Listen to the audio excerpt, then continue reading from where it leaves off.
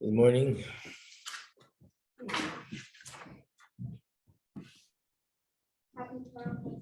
Happy Purim Katan, everybody.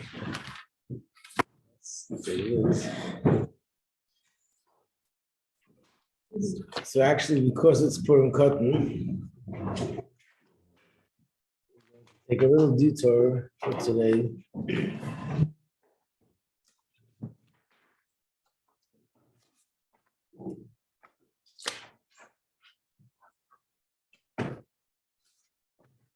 Last week, Parshas Tetzaveh, I was substituting, so we learned part of the Maimer of Atat Tetzaveh. It was the last Maimer that Rebbe gave out, and he gave it out on Purim Katan exactly 30 years ago. So today is Purim Katan, and it's something that the Babach Chassidim literally around the world are now learning this Maimer. So I figured we'll learn a piece of this Maimer this morning as well. If we have time, we'll go back to our Maimer. Otherwise, we'll do it tomorrow. So there should be enough copies to go around.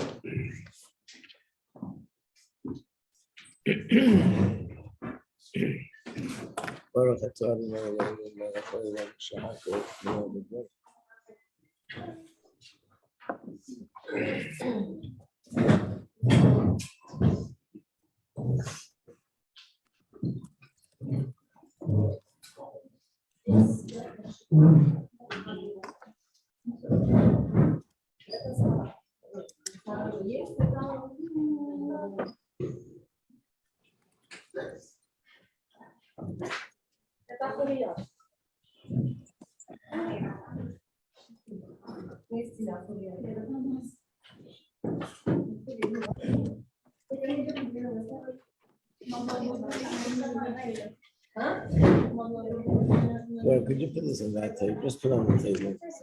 Thank you.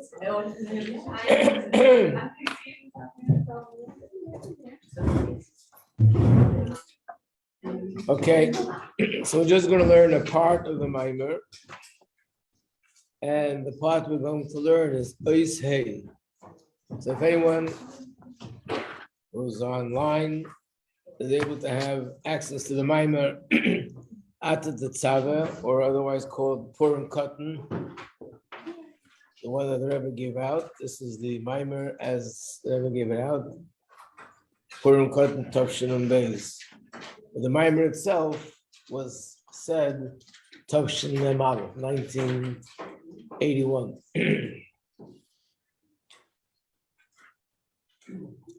So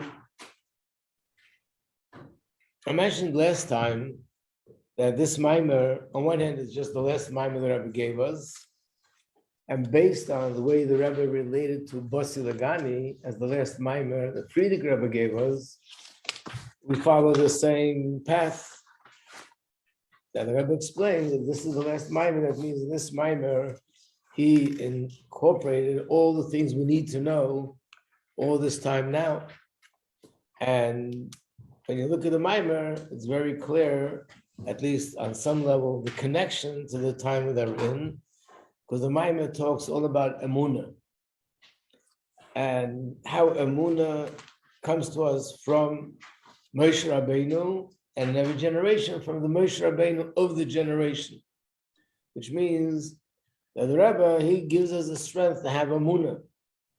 And the point here is that the Emunah that we get is an unconditional Emunah. There are different levels in Emunah, as we'll soon see. And here he describes and discusses the highest way that we can receive this Emunah, the deepest kind of Emunah, and that's unconditional.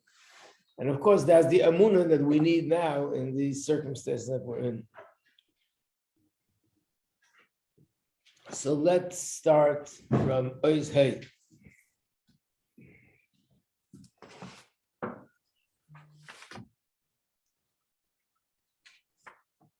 Rebbe asked a question at the end of the previous Ois, and now he begins to give the answer. He explains it as follows. Yesh levarze, we can explain this al pi hayedua, based on that which is known. The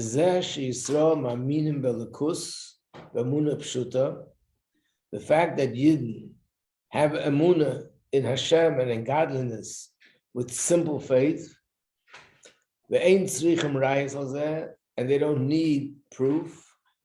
There are two reasons. In other words, what he's going to explain is, the Gemara says, and we had this in the Maimer before, that's the part we learned last Monday, Yisrael maminim b'nei maminim. Yidden are believers, children are believers, which means it's inherent in our genes, in our spiritual genes of the soul, that by nature we believe. And even a Yid who doesn't believe, and is absolutely adamant that he doesn't believe, that's true, that the way he feels consciously is that he doesn't believe. But in reality, he too has that amunah. And if he does his research and asks his questions and gets his answers and comes to a place where he believes, he didn't really create something new. He merely removed whatever it is that was blocking, and his natural amunah came to the surface. This amunah that we say that every Jew has is called amunah pshuta. See the words in Hebrew here? Amunah pshuta. Amunah pshuta means simple faith. What does simple faith mean? Simple faith means it's not a faith that came as a result of searching and questioning and philosophizing. And eventually I come to the point that I'm convinced that the Eibishter exists. Simple faith is like the faith that a child has. When you tell a child about Hashem, there are no questions. Hashem, yes, Hashem this, Hashem that. And he talks to Hashem and he asks Hashem. And he does it in a very simple, innocent, beautiful, pure way. So the truth is, that's the kind of emunah we have. But the question is, for a child, it makes sense. Here's my mom, by the way. I'll take it away. For a child, it makes sense because he's a child. His brain didn't develop. So there's nothing in him that's demanding a deeper reason, proof, evidence. It doesn't need it. He's fine without it. But when you talk about an adult, and especially an intelligent adult, and the greater the person is, the more intelligence he has, the greater the question is, how could you just have simple faith? Doesn't the brain say, prove it to me? Something that I see. But something that I don't see, how could I have simple faith? How does it make sense? We know, as we always say, that faith is not something which is, the secular world looks down at faith.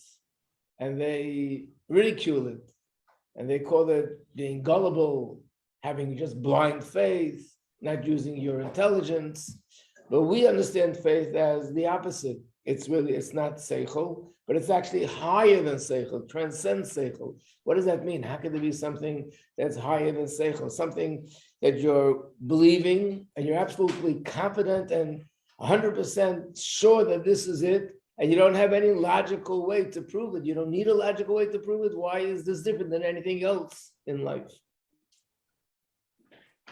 So there are two reasons for this. It's Achnei timing. There are two reasons. One of the reasons the Rebbe gives is the reason that's very common in Maimorim and Chassidus, all the Rebbeim. The second reason, even though the Rebbe brings a source, but it's very unusual and hardly ever discussed. And even if you see it in the Maimah, you don't really get it. And here, that's the main point which the Rebbe elaborates on, the second reason. First, let's do the first reason. First reason is because the mazel sees. And the neshama shalamayla, the neshama up there, roya elakus, sees godliness. And re'iyah, when you see something, it's l'mayla maseichel, that's higher than intellect. When you see something, you don't need to figure out how does it make sense, how could it be? It's a fact. I'm looking at it with my eyes, and it's an absolute fact that I see this happening. How it's happening, why it's happening, what makes it happen, that's something we can always look into, but I have no doubts whether it's happening if I can see it with my own eyes. And this has an effect on the neshama in the body to have amunah. So what does this mean? We know in the beginning of the year, we had a maimer of the Friedrich Rebbe Lech Lecha, where we learned about this at length and in depth. But the main point is as follows, that he explains that there's two parts to the neshama. There's one part of my neshama that I'm conscious of. That's the part that's in the body. We're conscious of this part of the neshama. And that's the part of the neshama that's the lower part. There's another part of the neshama that never descended into the body. Now, what does that mean? It doesn't mean that there's a chunk of my neshama that got stuck up there in Mars or Jupiter.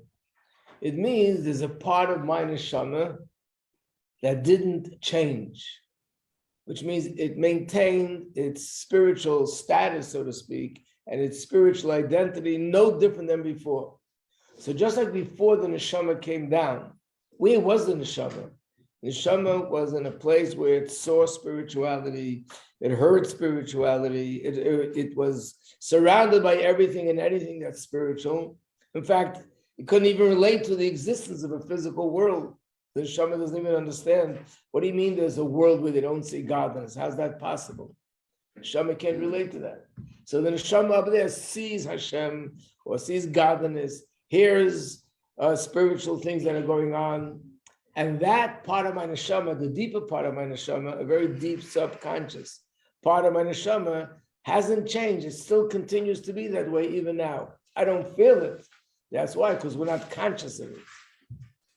So that part of my neshama, the Baal Shem Tov explains, this is the answer to why it happens many times that a person gets this sort of thought or feeling to do tshuva, and they have no idea where it's coming from. It's not that they were looking into it, they were thinking about it, they were working on themselves to get feelings. They were just doing their thing. Could even be in the grocery store buying groceries, walking down the street, sitting in his house and reading a newspaper, and a thought comes to him about tshuva, and it brings him to a place of tshuva. Where does that come from? So Baal Shem Tov says in Gemara, actually a Mishnah, that every day there's a heavenly voice that comes out of Har Sinai, and the heavenly voice says, "My children, do tshuva." And the Baal Shem Tov asks, who is the voice for? If it's for tzaddikim that hear heavenly voices, they don't need it. If it's for ordinary people that need it, they don't hear it. So who's it for? And the Baal Shem Tov answers, yes, it is for those that need it. But even though we don't hear it, my neshama l'mayla hears it. When my neshama up there hears, like I said before, a spiritual thing, so it hears this announcement. When it hears the announcement, the neshama gets all excited, and the neshama gets all inspired, and that inspiration and that excitement flows to the conscious part of my neshama. And that's where I suddenly feel excited about tshuva. That's the explanation.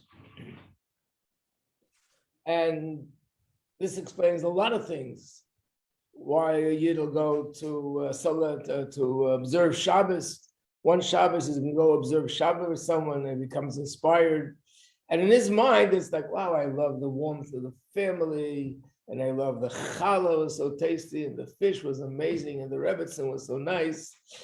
But that's usually not enough to make a person make a 180-degree turn in their life. There's something deeper going on. And that is, Shabbos is a holy day, and Shabbos is a day where there's a very high level of holiness that's shining. And my neshama sees it and feels it when it's an environment where it's celebrating Shabbos. And therefore, I get excited. And that's where it's coming from. And the same is with many things that we say, what's going on spiritually affects us consciously, even though I don't see and I don't hear, because the deeper part of my neshama sees. So now we come to Amunah. Where does Amunah come from? Just like I don't need Amunah to believe that this light bulb is up there because I see it, and I don't need Amunah that it's daytime now because I see it. The neshama doesn't need Amunah that Hashem is there because the neshama sees godliness and sees everything that's going on up there.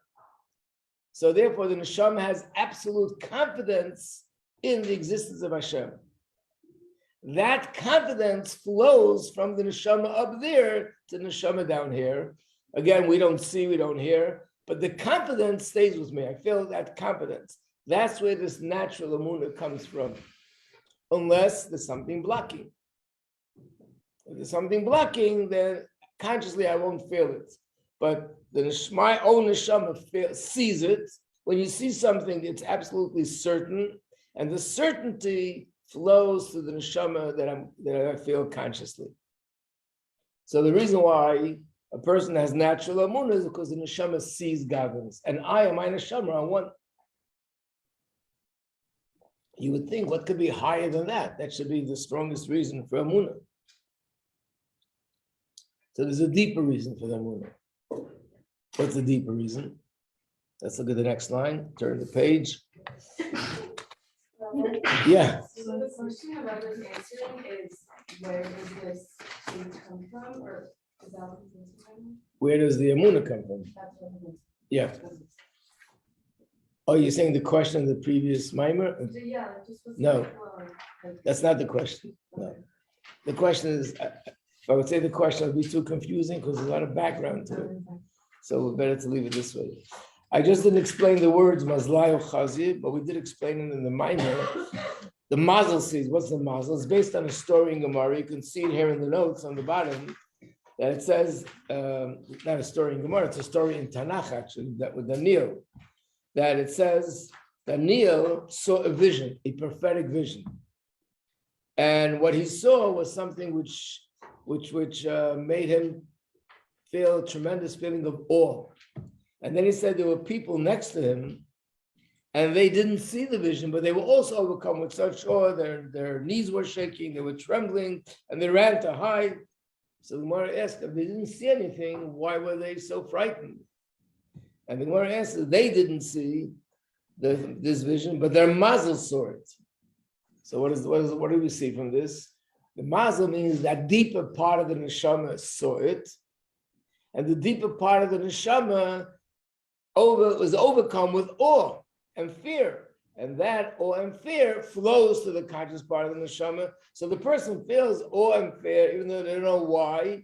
But this is the phrase you'll always find in Chassidus. You find it in Tanya. Whenever they want to bring out this idea that I'm feeling something consciously because what my neshama sees up there, they'll use the term mazlai or chazi, the mazel sees, and it applies to many, many things.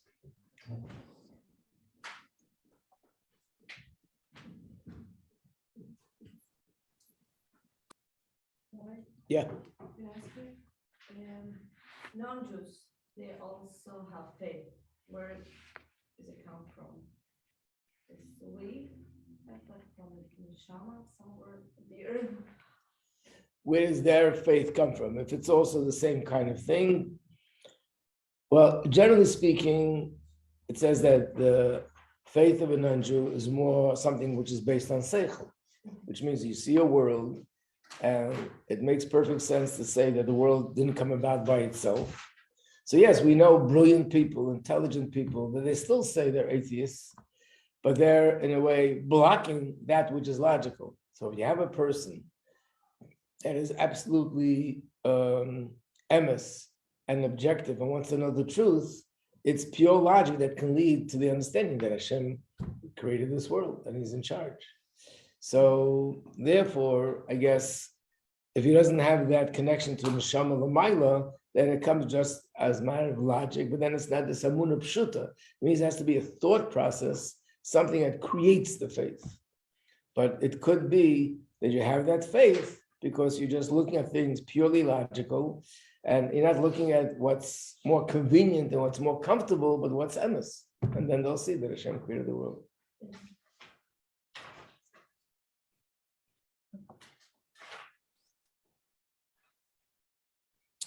Even though I maybe should look it up, maybe there's an answer to your question, that there is a sikha from the Rebbe about the story with Abraham, the famous story with Abraham, that how did he handle guests?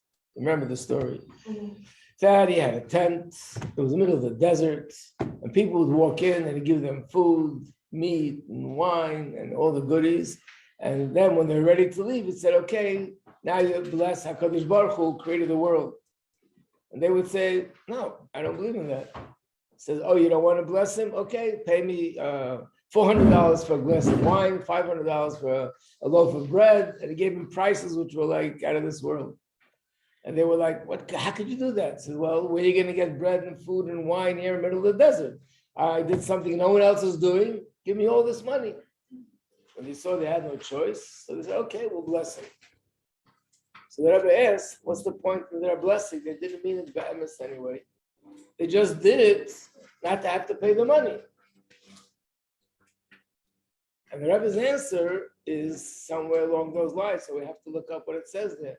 That even a non-Jew does have this natural belief in Hashem. So I have to look it up to see what it says there. Where does he have the natural belief in Hashem from?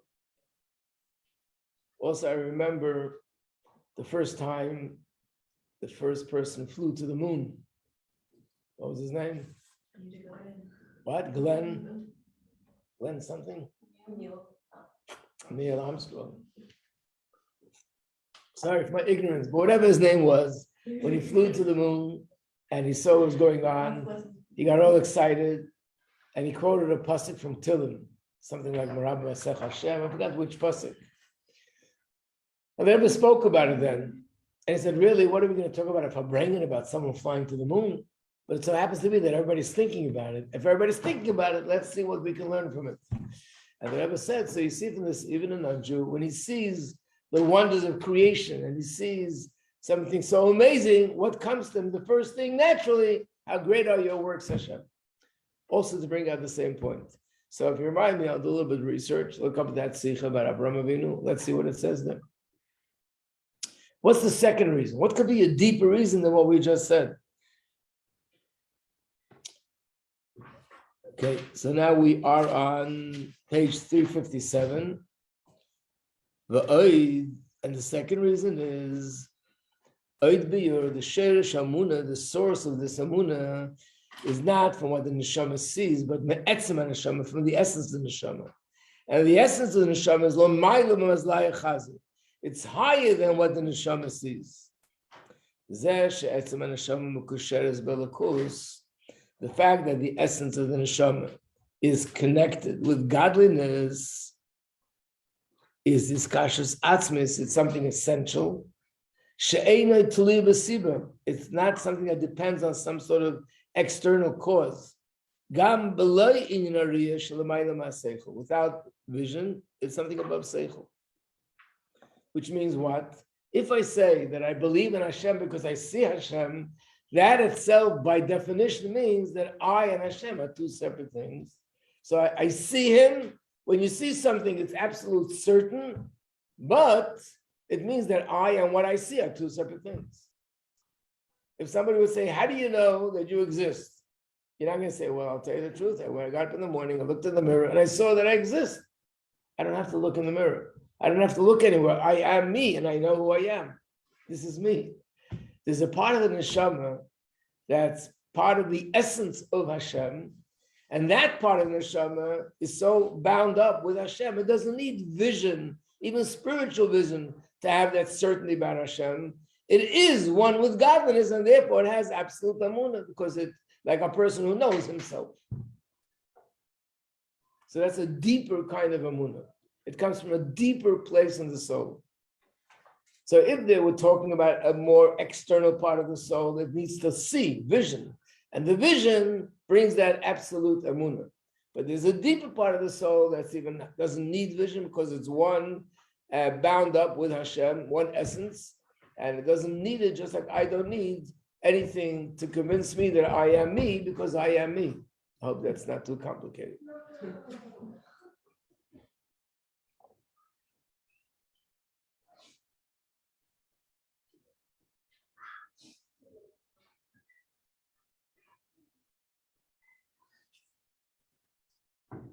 What he's going to explain in the Maimer is, so what is the difference between if it's this or it's that? Obviously, it's both, because both are true. But it means that sometimes what we feel consciously is the amunah that's coming from the neshama that sees. And sometimes it comes from a place of amunah where the neshama is one with Hashem's essence. By the way, the Rebbe also brings out that vision is the strongest form of certainty that a person can have. And we see an interesting halacha in Gemara. There's a halacha that when a bezdin, when a court of rabbis have to judge someone, if I'm not mistaken, it's mainly if it's a judgment about life and death, like he did something very harsh. Maybe they're testifying that he murdered someone, and it's a question of he should be put to death. There's a halacha that in that case, the bezdin cannot rule unless there's also a way of looking at it that he would be innocent. In other words, in the bezdin, you're going to hear voices that claim that he's innocent based on all the evidence. They're going to be voices that say that he's guilty, and then they have to vote on it and make a decision.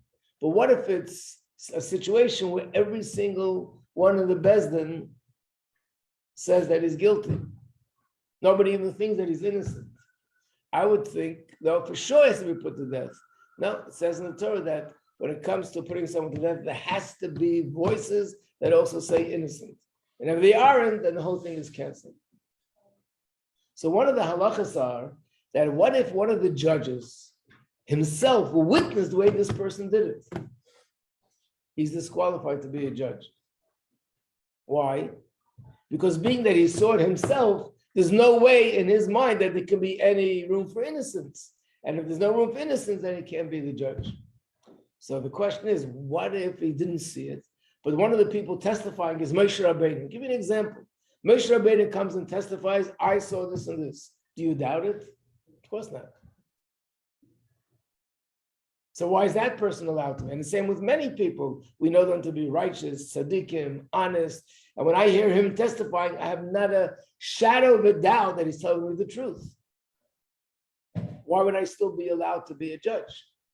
So this is the answer. One of the differences between vision, audio, and visual, that when you see something, it penetrates so deep, and the absolute certainty of it is so deep that it leaves no room for any kind of doubt whatsoever.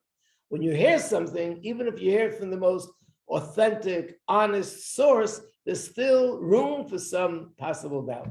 And therefore, they're still kosher to be a judge. You follow that? But why is there no room for doubt if like that's the truth, if that's what happened? Because there's much more to the judgment that goes on in a bezdin, obviously. So for the rule in Torah is that a bezdin, if they're going to judge somebody, to God forbid, put him to death, they also have to debate whether we go by the reasons for being guilty or being innocent, which means if there's someone that is not even a possibility to even look at him in an innocent way, then the Torah says that bezdin can judge him.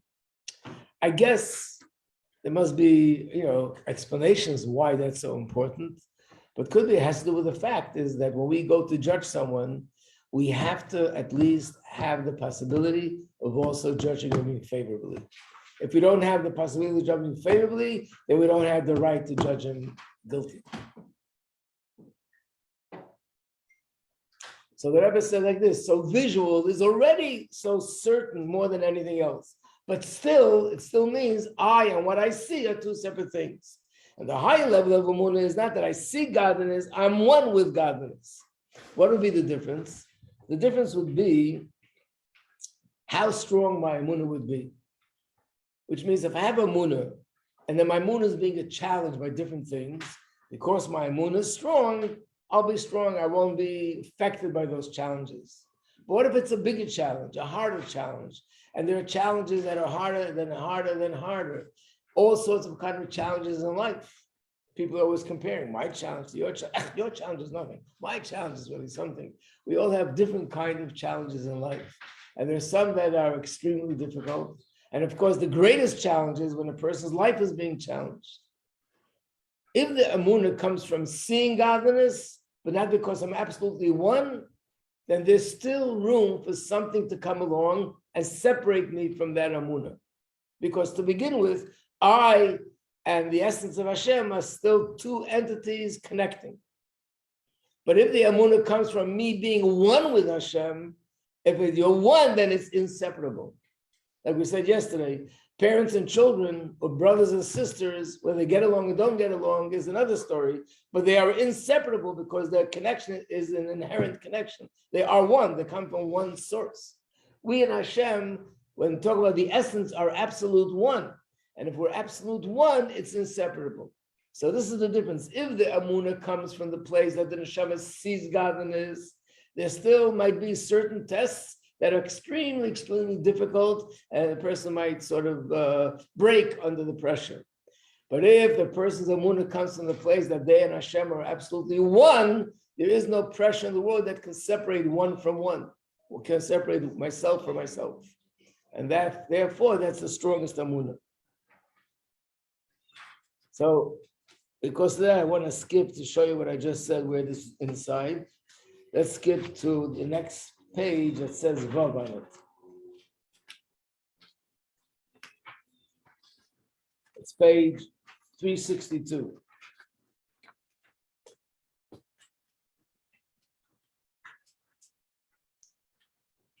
And we know the challenges in Amunah is not just, God forbid, when a person is being threatened. A lot of things challenge our Amunah. When we see good things happening to bad people, when we see bad things happening to good people, that challenges our Amunah. A person keeps Shabbos and loses his money, challenges their Amunah. He gives a lot of tzedakah and loses his money, that challenges their Amunah. A lot of things in life challenge our Amunah, or in general, anytime something negative happens, something painful happens, people start questioning Hashem, or they're upset, and it challenges their Amunah. So this is what he says now in Vav. Well, the difference between the two. When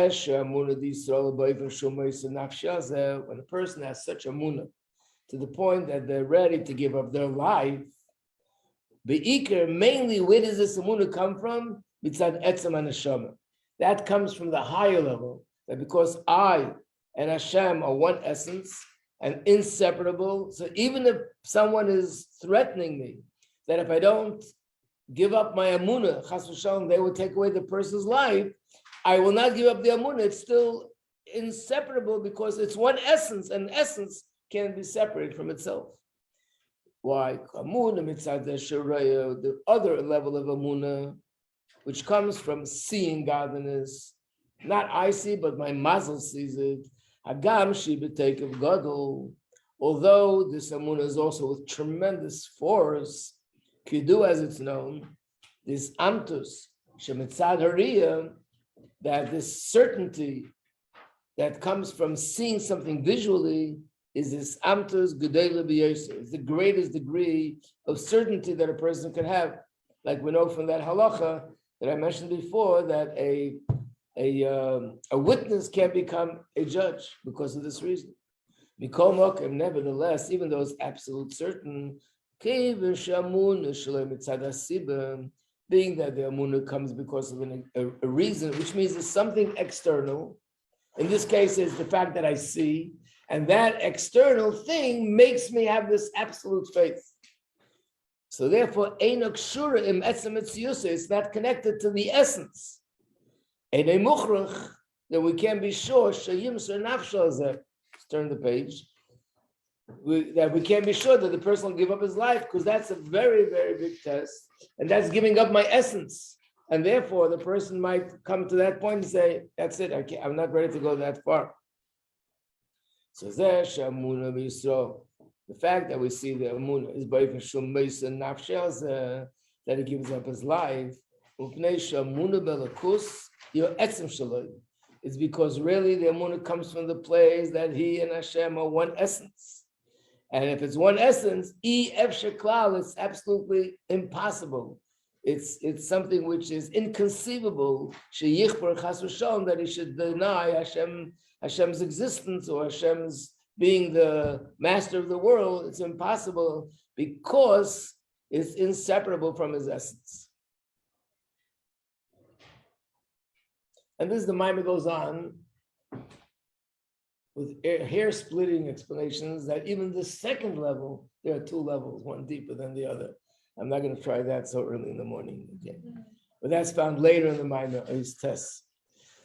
But the way, again, the way we understand this is that Like I said before, we're living in a time where it's a very difficult time. It's not emunah.